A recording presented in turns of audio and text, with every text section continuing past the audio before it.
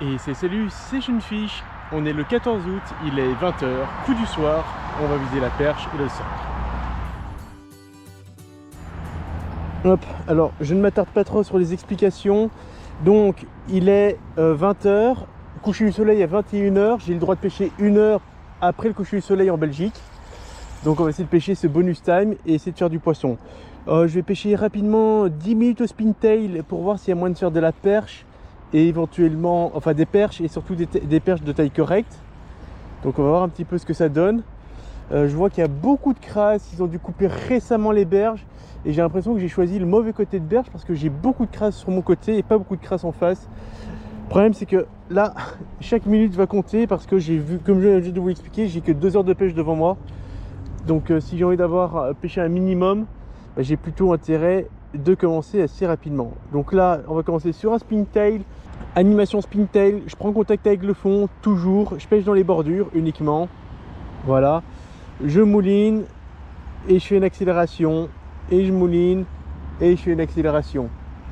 Donc voilà, ça c'est comme ça que je pêche au spintail. Et c'est souvent juste avant ou juste après l'accélération que j'ai des touches. Là c'est un spintail de 5 grammes si vous voulez avoir un peu plus d'informations. Et ici je pêche dans un canal où il y a au centre 3 mètres à 4 mètres de fond au maximum. Et dans les bordures c'est une douce pente.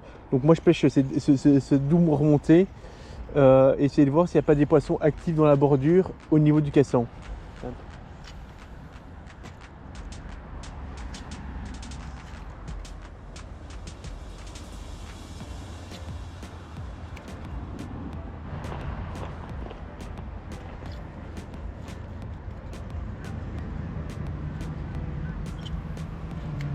Ouais, je passe déjà sur un leurre souple, petite taille, là je suis sur du 65 mm TP de 3 grammes.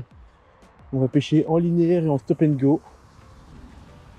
Ça va me permettre de pêcher les bordures, mais aussi de pêcher un peu plus lentement et un peu plus profond que par rapport à mon spintail.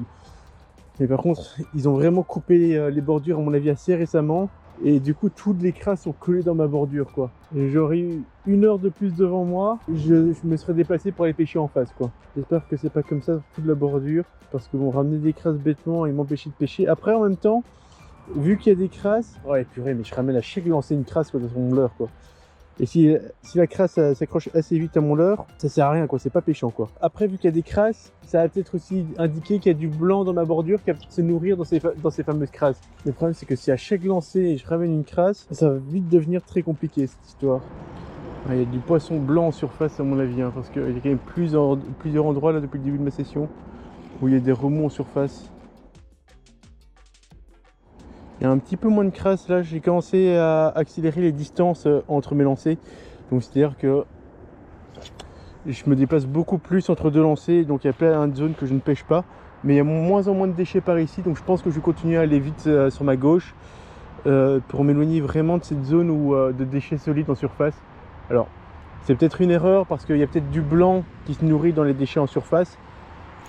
Poisson, c'est un cendre je pense. Ah, je pensais faire une perche, mais oh.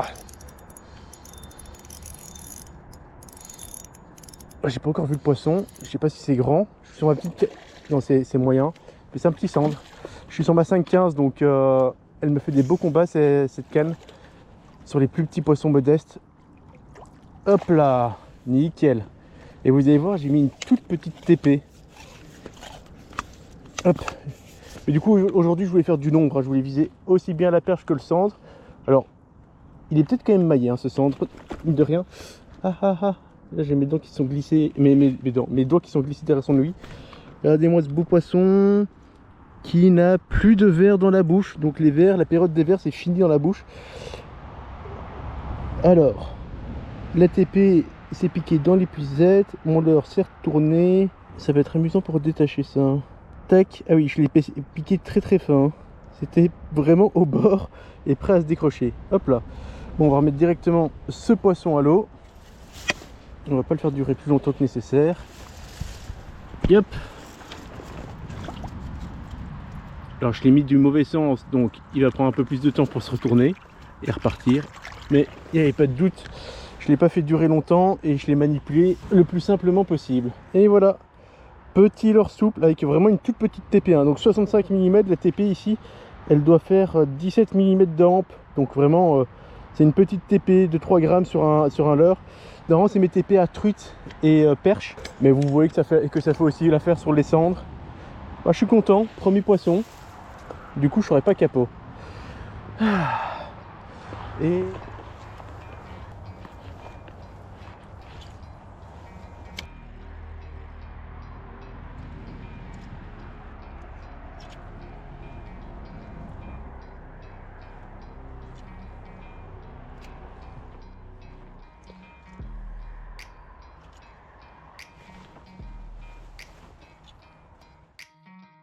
yep.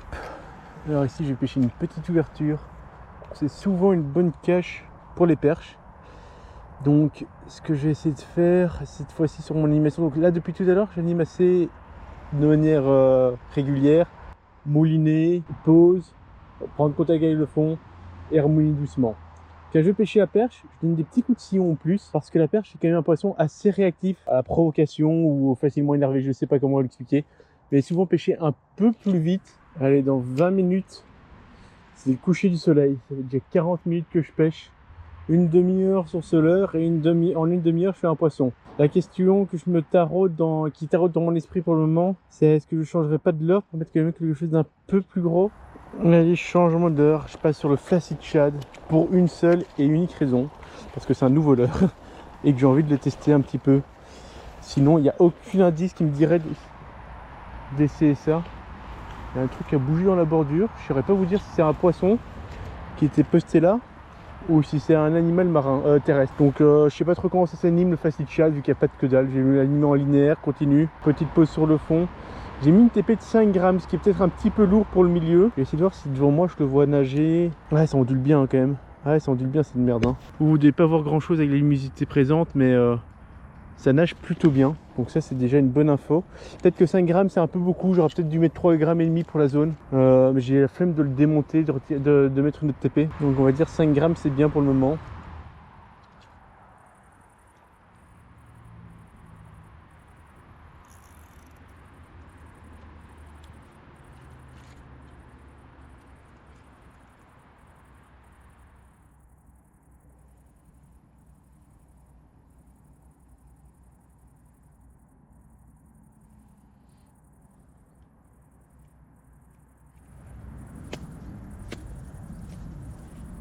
Oh, j'ai cassé. Comment c'est possible? Oh, comment c'est possible que j'ai cassé aussi facilement? Je devais être sur une pierre tranchante ou un truc comme ça. Merde. Ah non, putain, c'est mon fluorocarbone qui a lâché. Ou c'est ma tresse qui est abîmée. Oh putain. Ah, je perds mon leurre et tout mon badling. Donc je suis repassé sur un shad. J'avais qu'un seul exemplaire du Flaccid Shad sur moi. De toute façon, j'hésitais petit à petit à changer de leurre parce que j'avais pas trop confiance. On va dire que là c'était la bonne occasion pour changer quoi. Alors, il a un rolling très important. J'avais presque l'impression qu'il se retournait tellement qu'il avait un rolling important. Les insectes font blinder de bruit. Je sais pas ce que ça a donné la piste de Joe dans la vidéo. Mais à mon avis ça va être pas fameux. Et avec tout ce bordel, ça ne m'étonnerait pas qu'il soit 21 h. Il me reste donc plus qu'une heure de pêche. Allez.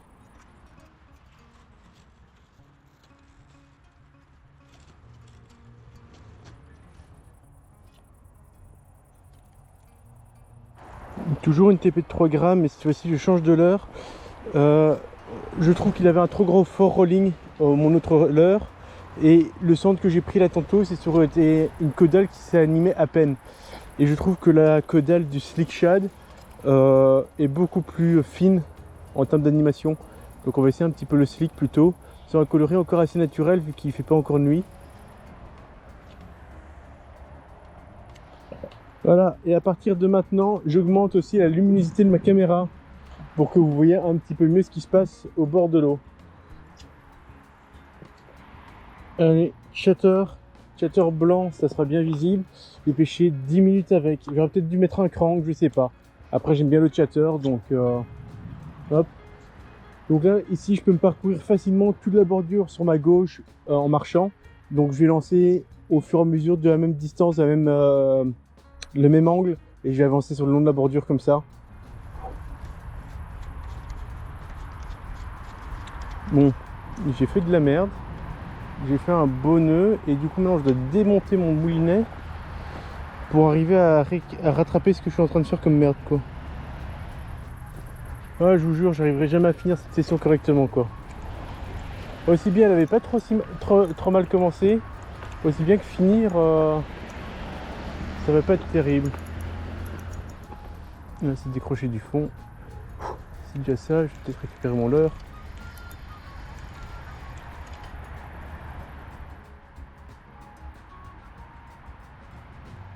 En tout cas, il y a toujours du petit blanc qui saute dans la bordure, donc ça, a priori, ça reste positif. Par contre, avec le nœud que j'ai dû défaire sur mon moulinet avec mon chatterbait, j'ai perdu quand même pas mal de temps. Je perds pas mal de temps entre le fait que j'ai dû refaire mon bas de ligne, que je me suis accroché tout un temps, et là je me suis accroché, j'ai fait un nœud dans mon moulinet. Je perds quand même pas mal de temps, avec des bêtes erreurs. Mais ça, c'est à chaque fois moi, sur le coup du soir. Déjà, il fait moins clair, donc on perd en visibilité. Mais surtout, quand je sais que j'ai une durée limite de temps de pêche, je pêche moins bien parce que j'arrive pas à me concentrer, parce que je pêche pas naturellement. J'essaie de m'appliquer, mais de trop m'appliquer, et ce qui me fait faire plein d'erreurs quoi. Je mets de la pression inutilement en fait. C'est con, hein, mais c'est comme ça. Hop. Bon, je fais encore un ou deux lancers au chatter, et si j'ai rien, j'ai repassé sur un petit souple. Hop, je repasse sur mon leurre de la tortue qui m'a fait faire mon centre. J'ai mis la même TP, mais j'ai changé le coloris. Là, je suis sur un coloris Electric Chicken, je pense que ça appelle pour certains. Enfin, c'est du rose et du vert. Un coloris que personnellement j'apprécie bien. Par contre, j'ai pas envie d'allumer ma lampe frontale, mais je vais être obligé pour voir le bout de mon sillon. Parce que je pêche tellement léger que je sens pas spécialement mon leurre tomber sur le fond. Donc avec la lampe frontale comme ça, je peux voir le fil se tendre et se détendre au bout de ma canne.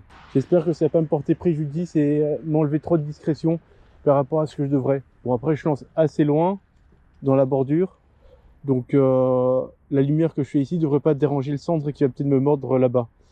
Par contre les derniers mètres, ça c'est possible. Oh, j'ai raté! Oh, la belle tape! Ah, la belle tape à la pause. Waouh, le bond de ce poisson. Je sais pas s'il a été vu à la caméra, mais ça les amis, et ça annonce le clap de fin. Il me reste 2 minutes de pêche. Donc voilà, c'est fini pour moi. J'aurais fait de mon mieux, mais ça n'a pas suffi. Je suis quand même un poisson, donc je suis pas capot. Et c'est peut-être ça le principal.